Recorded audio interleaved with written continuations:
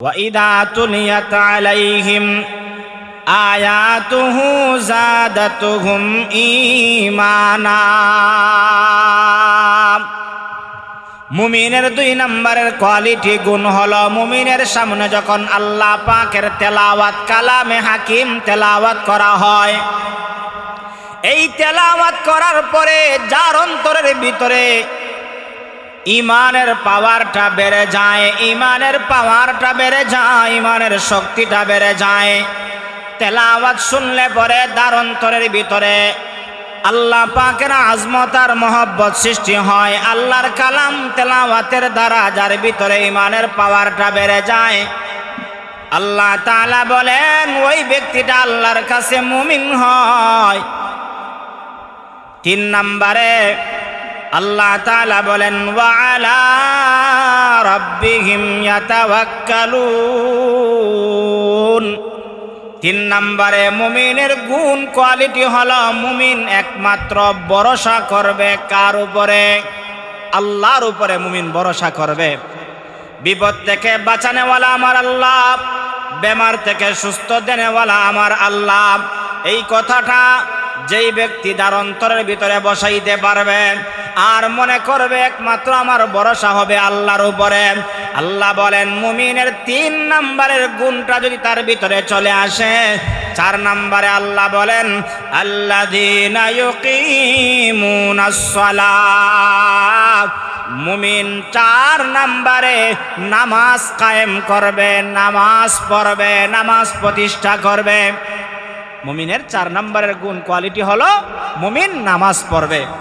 5 নম্বরে মুমিনের গুণ কোয়ালিটি হলো ওয়া মিম্মা রাযাকনাহুম ইউনফিকুন। মুমিন আল্লাহর দেওয়া সম্পদ আল্লাহর রাস্তায় ব্যয় করবে। কার দেওয়া সম্পদ কার রাস্তায় ব্যয় করবে? আল্লাহর দেওয়া সম্পদ আল্লাহর রাস্তায় ব্যয় করবে। আপনি যে আজকে বাড়িওয়ালা হলেন, বাড়িটা আপনার নয়, বাড়ির সম্পদটা কার? আল্লাহর। আপনি যে আজকে জমিওয়ালা হলেন, জমিটা কার? বুক দখল আপনি করতেছেন, কিন্তু জমিনের মালিক একমাত্র আমার আল্লাহ। আল্লাহ বলেন আমার দেওয়া সম্পদ যারা আমার রাস্তায় ব্যয় করবে তারাই হলো আমি আল্লাহর কাছে মুমিন। अमल से बनती है ये जन्नत भी जहन्नम, ए खाक फितरत में न नारी है न नूरी, ए खाक फितरत में न नारी है न नूरी। इखलास की अमाल ये जन्नत की हमरा, फरहेज की मकासिद है जो तक़वा से हासिल मांद, फरहेज की मकासिद है जो तक़वा से हासिल मांद। बग़ैर जो अमाल हो इखलास व तक़वा, बग़ैर जो अमाल हो इखलास व तक़वा, बर्बाद तेरे जिंदगी आए होश नज़रमंद, बर्बाद तेरे जिंदगी आए होश नज़रमंद। दुनियाते अल्लाह रब्बुल आलमीन লক্ষাধিক নবী রাসূল প্রেরণ করেছেন। সমস্ত নবী রাসূলগণ আয়েশা আল্লাহর পরিচয় দিয়েছেন। আদম আলাইহিস সালাতু ওয়াস সালাম এসে আল্লাহর পরিচয় দিয়েছেন লা ইলাহা ইল্লাল্লাহ আদম সফিউল্লাহ। নূহ আলাইহিস সালাতু ওয়াস সালাম দুনিয়াতে এসেছেন, দাওয়াত দিয়েছেন লা ইলাহা ইল্লাল্লাহ নূহ নাজিউল্লাহ। मूसा कलीमुल्लाह दुनियाते एसे दावत दिएছেন ला इलाहा इल्लल्लाह मूसा कलीमुल्लाह। ঈসা নবী দুনিয়াতে এসে কালেমার দাওয়াত দিয়েছেন লা ইলাহা ইল্লাল্লাহ ঈসা রূহুল্লাহ। আমার আপনার নবী সরকারে দো আলম নবীও দুনিয়াতে এসে নবুয়ত পাওয়ার পরে তিনিও মানুষদেরকে দাওয়াত দিয়েছেন লা ইলাহা ইল্লাল্লাহ মুহাম্মাদুর রাসূলুল্লাহ। আজ আমরা জন্মসূত্রে এই কালেমাটা পেয়েছি। নবীজি যখন লা ইলাহা ইল্লাল্লাহর দাওয়াত দিয়েছিলেন তখন সময় ইসলামের গণ্ডির ভিতরে কেউ ছিল না, তাওহীদে বিশ্বাসী কেউ ছিল না। কেউ ছিল মূর্তি পূজক, কেউ ছিল সূর্যের পূজক, কেউ গাছের পূজা করত, কেউ মাছের পূজা করত, কেউ বিভিন্ন গায়রুল্লাহর পূজায় লিপ্ত ছিল। সেই ঠিক মুহূর্তে আল্লাহ তাআলা পয়গম্বর আরবি সাল্লাল্লাহু আলাইহি ওয়াসাল্লামকে পাঠিয়ে তাওহীদের বাণী, একত্ববাদের বাণী মানুষের কাছে পৌঁছায় দেওয়ার জন্য নবীজি দাওয়াতের মিশন চালাইলেন। যারা গ্রহণ করেছে তারা দামি হয়ে গেছে, যারা গ্রহণ করে নাই তারা দামি হতে পারে নাই। আমরা বংশসূত্রে কালেমাওয়ালা মুসলমান হয়েছি। বাবা মুসলমান তো আমি মুসলমান, বাবা ইমানদার তো আমিও বংশসূত্রে ইমানদার দাবি করি। আল্লাহর বাসায় যদি ইমানদার আপনি হতে পারেন, বংশসূত্রে ইমানদার না হয়ে আল্লাহর বাসায় আপনি ইমানদার হতে পারলে আপনার জন্য পুরস্কার রয়েছে। কিছু পুরস্কার দুনিয়াতে, কিছু পুরস্কার আপনার জন্য আখিরাতে। পুরস্কার দুনিয়া এবং আখিরাতে পেতে হলে আমাদেরকে কোয়ালিটি, গুণগুলো অর্জন করা লাগবে। আল্লাহর বাসায় মুমিন, মুসলমান, ইমানদার হওয়া লাগবে। দুঃখের কথা হলেও কথাটা সত্য, আমরা মুসলমান, কিন্তু মুসলমান কাকে বলে, ইমানদার দাবি করি, ইমানদার কাকে বলে আজ আমরা বলতে পারি না। এমনও মুসলমান আছে উজুর পরশটা বলতে পারে না, গোসলের পরশটা বলতে পারে না, তায়াম্মুমের পরশটা বলতে পারে না, কোন জমিনে কোন ধান লাগালে ধানটা ভালো হবে, কোন ক্ষেতের মধ্যে কোন সবজিটা লাগালে ভালো হবে সে ভালো করে বলতে পারে। এমন মানুষ সমাজ বলেন, গ্রাম বলেন, প্রত্যেকটা জায়গায় আছে। আজ সংক্ষিপ্তভাবে আলোচনা করব ইমানদার কারা, আর ইমানদার হতে পারলে ইমানদারের পুরস্কার দুনিয়াতে কি, আখিরাতে কি। এই সুবাদে আপনাদের খেদমতে সূরাতুল আনফালের 2, 3, 4 তিনটা আয়াতে কারিমা তেলাওয়াত করেছি। এই আয়াতগুলোর মধ্যে আল্লাহ প্রকৃত মুমিনের কোয়ালিটি, গুণ আল্লাহ বর্ণনা করেছেন। আল্লাহ তাআলা বলেন, ইন্নামাল মুমিনুনা আল্লাযীনা ইযা যুকিরাল্লাহু ওয়াজিলাত কুলুবুহুম ওয়া ইযা তুলিয়াত আলাইহিম আয়াতুহু যাদাতুহুম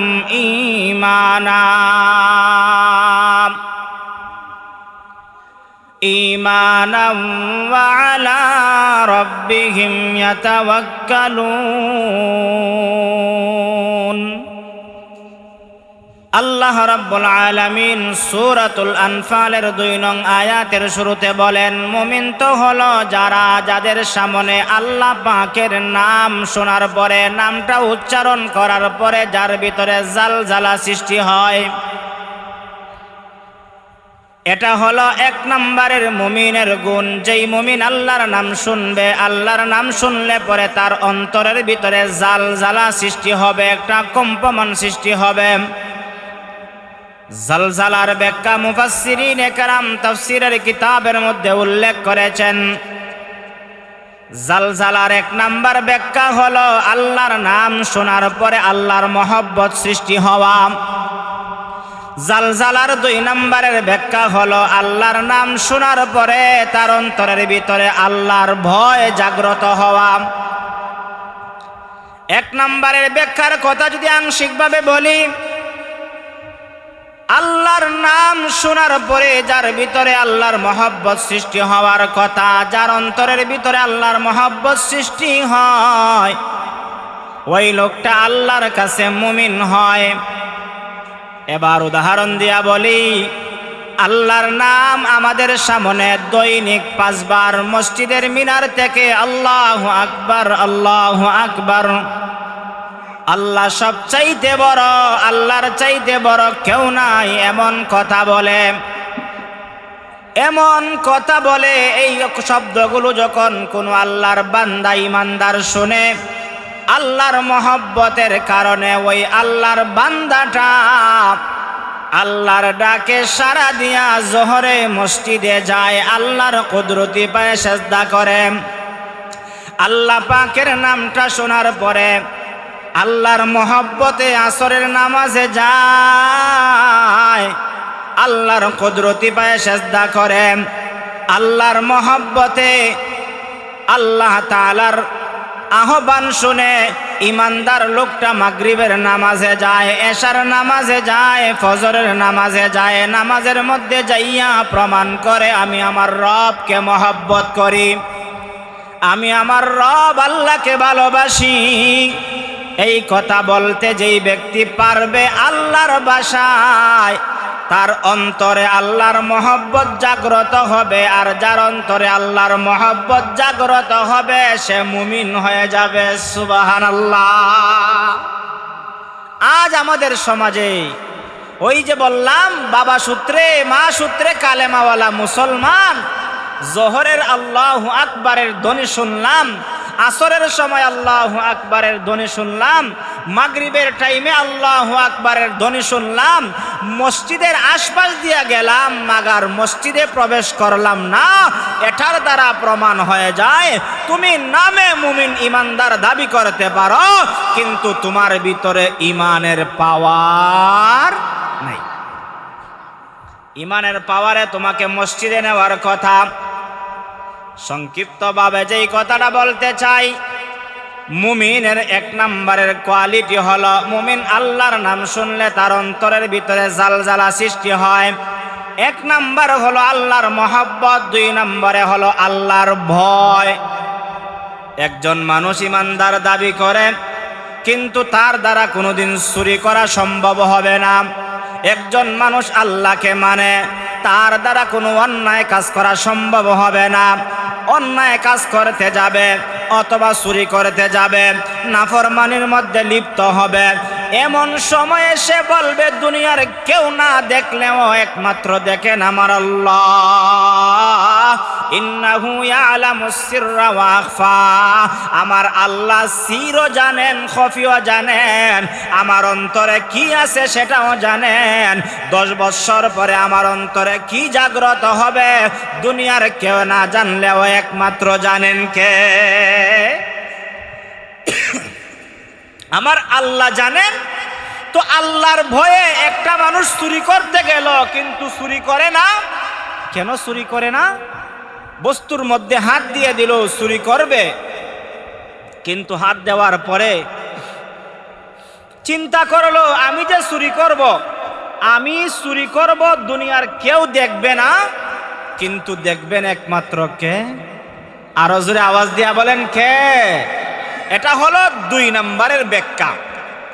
আর এই জালজালা যার ভিতরে জাগ্রত হবে, এটা হলো মুমিনের 1 নম্বরের গুণ, কোয়ালিটি।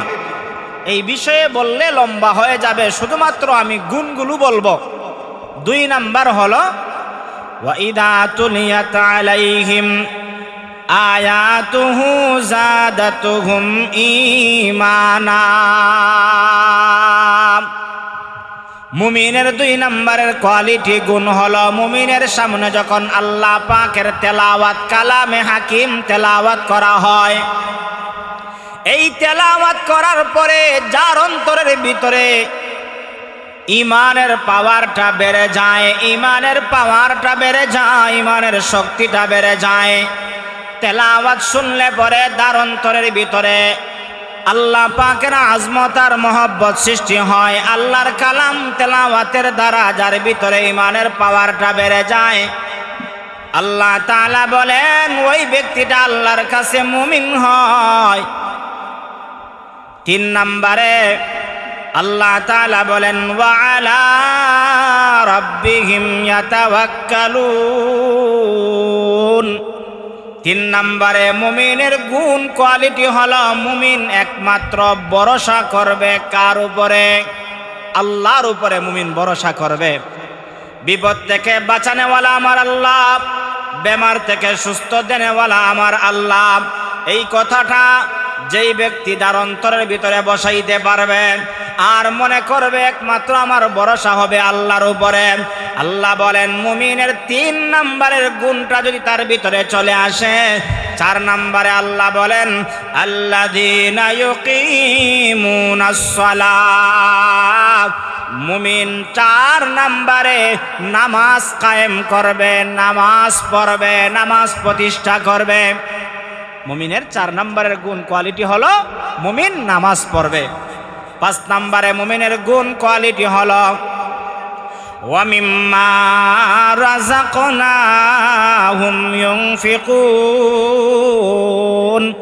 মুমিন আল্লাহর দেওয়া সম্পদ আল্লাহর রাস্তায় ব্যয় করবে। কার দেওয়া সম্পদ কার রাস্তায় ব্যয় করবে? আল্লাহর দেওয়া সম্পদ আল্লাহর রাস্তায় ব্যয় করবে। আপনি যে আজকে বাড়িওয়ালা হলেন, বাড়িটা আপনার নয়, বাড়ির সম্পদটা কার? আল্লাহর। আপনি যে আজকে জমিওয়ালা হলেন, জমিটা কার? বুক দখল আপনি করতেছেন, কিন্তু জমিনের মালিক একমাত্র আমার আল্লাহ। আল্লাহ বলেন আমার দেওয়া সম্পদ যারা আমার রাস্তায় ব্যয় করবে তারাই হলো আমি আল্লাহর কাছে মুমিন। তাহলে সংক্ষিপ্তভাবে 5টা গুণের কথা যে বললাম, 1 নম্বরে মুমিন আল্লাহর নাম শুনলে পরে অন্তরে জালজালা সৃষ্টি হবে। মুমিন 2 নম্বরে কোরআনুল কারীম তেলাওয়াত করলে যার অন্তরের ভিতরে ঈমানের পাওয়ারটা বেড়ে যাবে। মুমিন 3 নম্বরে ভরসা করবে আল্লাহর উপরে। 4 নম্বরে মুমিন কি করবে? নামাজ কায়েম করবে। 5 নম্বর হলো আল্লাহর দেওয়া সম্পদ আল্লাহর রাস্তায় মুমিন ব্যয় করবে। এই 5টা গুণ যদি কোনো মানুষের ভিতরে চলে আসে, 5 গুণওয়ালা ব্যক্তি যদি কেউ হতে পারে, আল্লাহ পাক তাকে একটা সার্টিফিকেট দেন। কি দেন? সার্টিফিকেট দেন। আল্লাহ বলেন উলাইকা হুমুল মুমিনুনা হাক্কা, আল্লাহ বলেন তারাই যথার্থ মুমিন, তারাই সফল মুমিন, তারাই কামিয়াব মুমিন। কামিয়াব কারা? 5টা গুণ অর্জন করলো যারা, তারাই হলো কামিয়াব মুমিন, তারাই হলো সফল মুমিন। সুবহানাল্লাহ। আল্লাহ পাক বলেন 5টা গুণ অর্জন করবা। তোমার বাড়ি আছে না নাই সেটা আমি আল্লাহ দেখব না, তুমি ধন সম্পদওয়ালা কিনা সেটা আমি আল্লাহ দেখব না, তুমি সুন্দর না কালো সেটা আমি আল্লাহ দেখব না। আমি আল্লাহ দেখব তোমার 5টা গুণ আছে কিনা তোমার অন্তরের ভিতরে। আর তাকে যদি আমি আল্লাহ তোমাকে কামিয়াব মুমিন, সাকসেসফুল মুমিন, সফল মুমিন হিসাবে আল্লাহ স্বীকৃতি দান করবেন। আওয়াজ দিয়া বলি সুবহানাল্লাহ। আরো জোরে বলি সুবহানাল্লাহ। 5টা গুণ আমাদের অর্জন করা দরকার আছে না নাই? আছে। অর্জন করতে পারলে সার্টিফিকেট দিবেন কে? আরো জোরে আওয়াজ দিয়া বলেন সার্টিফিকেট দিবেন কে?